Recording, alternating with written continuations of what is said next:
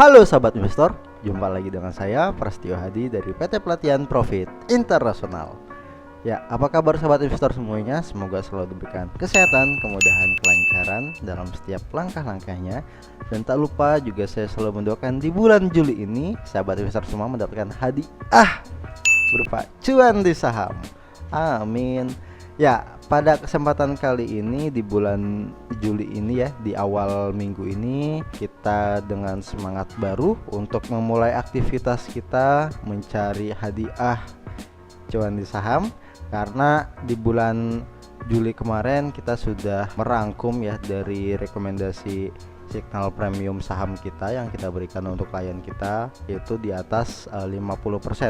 Total keseluruhan dari 11 rekomendasi hanya satu yang terkoreksi 3,4%, selebihnya surplus semua, menghijau-hijau semua ya, lebih hijau dari rumput tetangga ya. Ya, jadi sebelumnya saya mengucapkan selamat untuk para klien kita ya yang sudah bergabung di grup signal saham kita. Selamat, dan di bulan Juli ini kita sudah siap untuk mendapatkan dan mencari hadiah di saham. Amin. Ya, pada kesempatan kali ini saya akan mengulas salah satu emiten yang belakangan ini beritanya mulai muncul kembali. Ya, beberapa minggu ini beritanya mulai muncul kembali mengenai PLTU di Batang. Ya, mengenai proyek PLTU di Batang. Nah, kenapa diangkat lagi? Karena saya tidak tahu di dalamnya ada kepentingan apa, atau memang ada yang ingin mengangkatnya, ataupun ada tujuan lain di belakangnya. Saya tidak tahu. Tapi ini sangat menarik sekali buat saya. Kenapa menarik sekali? Karena kasus ataupun berita ini tuh sempat diangkat di salah satu video dokumenter ya oleh jurnalis saat masa pilpres beberapa tahun yang lalu. Tentu teman-teman juga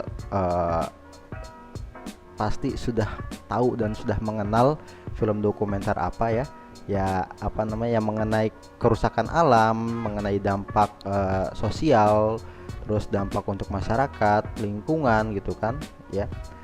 Itu film Sexy Killer ya, itu dokumenter Sexy Killer. Itu memang beberapa tahun lalu sempat viral ataupun heboh ya, kita dapatkan informasinya.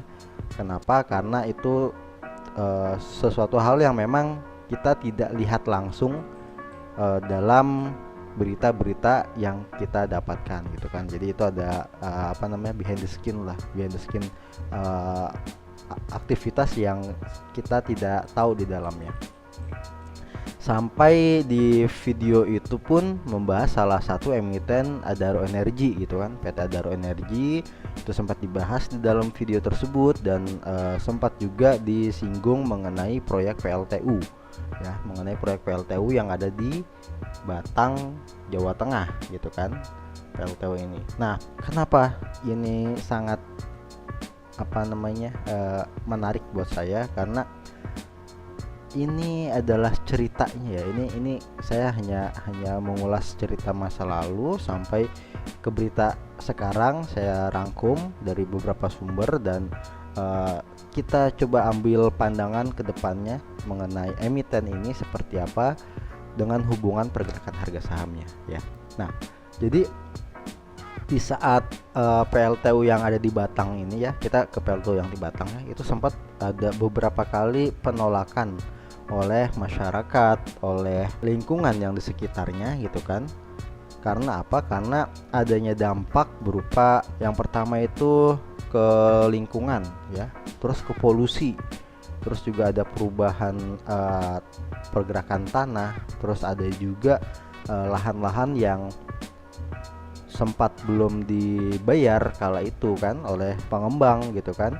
Terus juga adanya penjualan tanah atas kebutuhan negara, itu juga ada juga yang mempertahankan tanahnya tersebut gitu kan. Nah, itu adalah salah satu beberapa hal dan beberapa permasalahan yang ada di dalamnya. Namun tentu saja saya rasa dari pihak manajemen ataupun dari pihak pemerintah yang berturun tangan langsung menghadapi itu semua, saya rasa dia mempunyai stimulus dan mempunyai perencanaan yang matang dan perencanaan dan strategi untuk permasalahan yang terjadi di lapangan gitu kan. Karena kenapa? Karena PLTU yang di Batang ini bisa dibilang adalah proyek yang sangat besar gitu kan. Ini mega proyek. Kenapa mega proyek? Karena pembangunan PLTU ini di Batang ini memasok untuk kebutuhan listrik di dalam negeri ya. Sedangkan permintaan listrik di dalam negeri itu setiap tahunnya bertambah 8%. Yang artinya apa? Bahwa ini sesuai dengan program presiden kita ya, yang menyediakan dan memfasilitasi gitu kan proyek-proyek yang ada untuk kebutuhan dalam negeri. Apalagi proyek PLTU yang di Batang ini untuk pemasokan di wilayah Pulau Jawa dan juga Pulau Bali gitu kan. Dan itu dia, di balik cobaan yang ada, permasalahan yang ada di sebelumnya, itu ada tujuan di dalamnya gitu kan. Ada tujuan di dalamnya, dan saya rasa pemerintah sudah membayangkan dan sudah mempunyai cara untuk menanggulangi permasalahan yang ada di sekitarannya gitu kan. Kalau kita ngomong permasalahan yang ada gitu kan, di sini ada berita ya yang saya baca juga mengenai aksi unjuk rasanya gitu kan, aksi unjuk rasa yang terjadi di pembangunan PLTU tersebut. Ini ada berita ya yang saya baca bahwa ratusan warga yang mengatasnamakan lintas organisasi masyarakat Batang menyatu melakukan aksi damai menuntut janji terkait pembangunan PLTU 2 kali 1000 megawatt dengan penyampaian orasi di Jalan Sultan Agung dan pintu masuk PLTU Batang gitu kan. Dalam koordinator aksi Zainuddin menuntut kepada PT BPI Bimasena Power Indonesia selaku konsorsium pembangunan untuk optimalisasi pemberdayaan tenaga kerja dan pengusaha lokal yang dikerjakan oleh masyarakat lokal, tenaga kerja, konstruksi, pengadaan material, bidang lingkungan hidup, catering, pekerjaan bidang kelautan, dan pekerjaan lainnya mampu dikerjakan oleh masyarakat lokal gitu kan. Nah, dan unjuk rasa tersebut pun menurut Pak Sutadi mengatakan PLTU nantinya juga dapat menyerap tenaga kerja lokal sehingga terjadi transfer ilmu dan keterampilan untuk masyarakat Batang. Berbagai peluang usaha juga akan terbuka. Masyarakat perlu peka untuk menangkap peluang usaha yang tercipta dengan hadirnya PLTU, misalkan dengan berbagai usaha pendukung aktivitas PLTU baik jasa maupun barang. Nah, dan juga ada program juga ya yang saya baca ini dari PT Bimasena Power Indonesia selaku pengembang utamanya. Mereka pun memberikan edukasi dan UMKM ya, cara membuat usaha mikro untuk masyarakat di sekitarnya ya yang dekat dari PLTU tersebut gitu kan, berupa program sosial. Dan juga banyak sekali ya yang saya baca di sini program-program yang diberikan untuk masyarakat gitu kan, baik berupa penyuluhan, edukasi maupun dalam bidang bisnis ya, untuk membangun perekonomian di sekitarnya gitu kan. Nah, memang ada dampak ya berupa polusi dari pantai, pinggiran pantai saat batu bara tersebut dipindahkan. Dan kita tahu sendiri ya kalau pantai itu kan memang anginnya cukup kencang dan lari ke perkampungan, itu pun bisa terjadi ya kan. Kalau kita hirup pun tidak baik gitu kan, karena polusi tidak baik untuk kesehatan juga. Terus dari pembangunan juga itu kan akan berdampak juga untuk ke masyarakat sendiri gitu kan, karena memang ya itu dia itu permasalahan yang ada. Dan saya rasa nggak cuman proyek ini saja, kalau kita ngebangun ataupun ada perusahaan proyek pembangunan pun pasti ada dampak yang dirasakan oleh masyarakat. Jangankan itu deh, tetangga kita pun kalau semisalnya membangun rumah pasti kan sekeliling kita di kiri dan kanan, bahkan beberapa ratus meter dari rumah kita pun terkena dampaknya gitu kan. Gitu. Itu hanya sesaat saja, namun ada proyek besarnya di dalamnya yang bisa dimanfaatkan juga oleh masyarakat. PLTU ini dengan proyek 2 kali 1000 megawatt kapasitas, terus dibangun oleh PT Bimasena Power Indonesia (BPI), terdiri dari J-Power 34% untuk kepemilikan sahamnya, Adaro Energy 34%, dan Itochu 32%. Proyek ini dijamin oleh Dana Jaminan Infrastruktur Indonesia (PII) dan pemerintah pusat. Di sini juga skema pendanaannya dengan P3, kemitraan publik swasta, dengan alokasi nilai investasinya 56,7 triliun. Dan targetnya tahun 2020 ini bisa selesai dan rampung gitu kan. Nah, Presiden Joko Widodo pun menetapkan COVID-19 sebagai bencana nasional. Terus dalam melanjutkan pembangunan pembangkit listrik PLTU ini, PT Adaro menargetkan pengerjaan proyek bakal rampung di tahun ini, di tahun 2020. Nah, artinya apa? Bahwa pembangunan ini akan terus berjalan dan akan mengisi permintaan untuk kebutuhan pemasukan listrik di dalam negeri ya, ya. Dan juga ini berita baiknya karena kenapa? PT Adaro Energy ini berarti ada setiap tahunnya pasti adanya perkembangan mengenai permintaan ya, permintaan mengenai batu bara untuk pasokan dari pembangkit listrik tenaga uap ini ya, yang akan dibangun di Batang. Nah, namun PT Adaro Energy ini tidak hanya di bidang batu bara saja teman-teman, dia ada di berbagai bidang juga untuk emiten ini. Jadi memang untuk proyeksi kedepannya saya rasa karena kita tahu ini adalah kebutuhan nasional, kebutuhan untuk dalam negeri sendiri, dan sudah pasti adanya dukungan dari pemerintah gitu kan, karena ada tujuan baik di dalamnya. Bagaimana dengan mengenai harga sahamnya untuk PT Adaro Energy ya? PT Adaro ini kita lihat di hari Jumat tanggal 7 bulan 3 ini berada di area 1045 sampai 1050 untuk harga sahamnya. Nah, bagaimana dengan chartnya? Oke, bagaimana dengan chartnya kita akan lihat. Kita tahu tadi ada berita buruk yang terjadi di dalam pembangunan, dan juga ada berita baik di dalamnya mengenai pemasokan kebutuhan listrik untuk di Pulau Jawa dan Pulau Bali, yang artinya apa? Bahkan setiap tahunnya ada peningkatan 8% gitu kan. Nah, yang artinya apa? Bahwa demand kebutuhan di dalam negeri ini sangat banyak gitu kan, permintaan untuk pemasukan listrik. Nah, jadi untuk jangka panjang saya rasa untuk berita ini berita bagus untuk PT Adaro Energy ini. Namun di pergerakan harga sahamnya ini sempat terjadi terkoreksi ya di bulan Februari dan Maret, itu karena adanya COVID-19 masuk ke Amerika dan ke Indonesia gitu kan.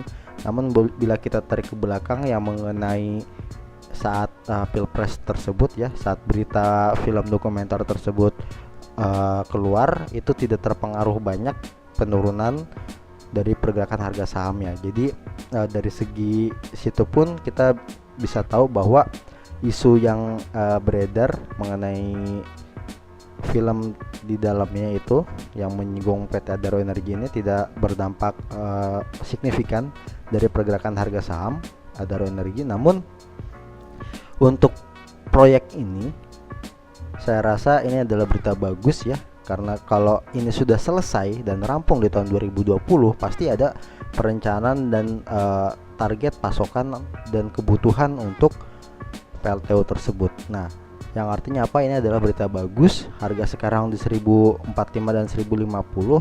Bulan Maret kemarin sempat terkoreksi di area 600-an ya, 650 sampai 660, 670 ya.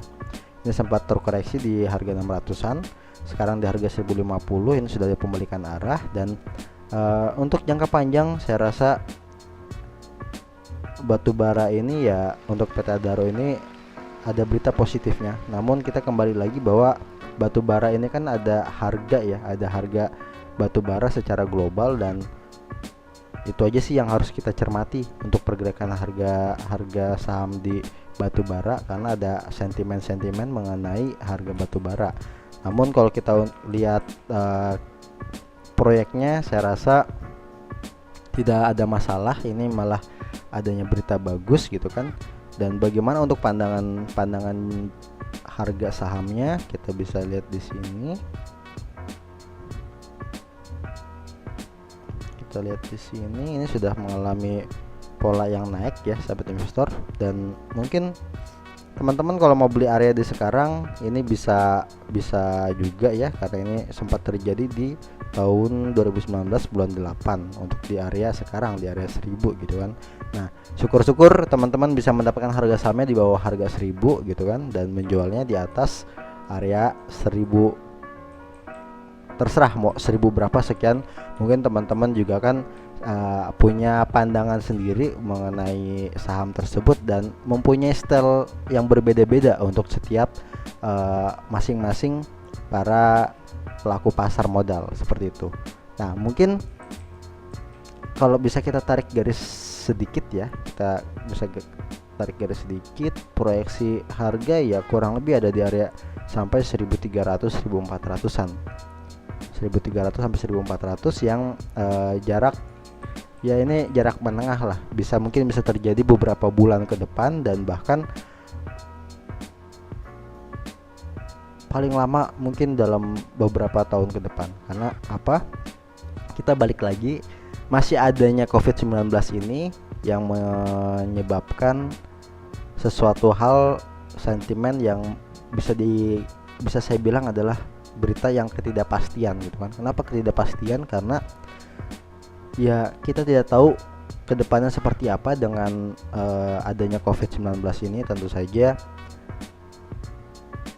adanya berita COVID ini akan berpengaruh sekali dan terhadap harga sahamnya, dan para pelaku pasar pun akan berhati-hati dalam memilih emiten atau perusahaan apa yang akan dia masukkan dananya. Jadi itu pandangan saya mengenai emiten Adro ini. Semoga teman-teman mendapatkan informasi ini dan mempunyai pandangan dari sudut pandang teman masing-masing. Mohon maaf bila ada kesalahan kata yang saya ucapkan, karena ini menurut pendapat saya gitu kan, menurut pandangan saya. Kurang lebihnya mohon maaf. Sampai jumpa di video berikutnya. Semoga video ini mampu menjadikan referensi untuk teman-teman semuanya dalam melihat perkembangan suatu perusahaan tersebut. Sampai jumpa di video berikutnya. Jangan lupa subscribe video kita dan like, share, komen di bawah kolom komentar. Saya tunggu komentarnya ya. Sampai jumpa di video berikutnya. Salam cuan. Halo Sobat Trader, di PT Pelatihan Profit Internasional akan mengadakan giveaway, dan giveaway-nya ini berupa voucher dari Google Play. Giveaway-nya ini akan diadakan 1 minggu sekali. Mau tahu persyaratannya? Sahabat Trader harus tulis di kolom komentar jika sahabat Trader sudah tahu nih jawabannya. Dan jangan lupa like, share ke media sosial seperti Instagram, Twitter, dan Facebook. Dan jangan lupa kalian harus subscribe channel Pelatihan Profit Internasional. Pantengin semua videonya ya. Tulis jawaban di kolom komentar sebanyak-banyaknya. Dan kalian sahabat trader, jika ingin melihat video-video selanjutnya, ada di sebelah sini nih. Dan video selanjutnya ada di sebelah sini nih. Oke sahabat trader, sampai jumpa. Semoga kalian beruntung.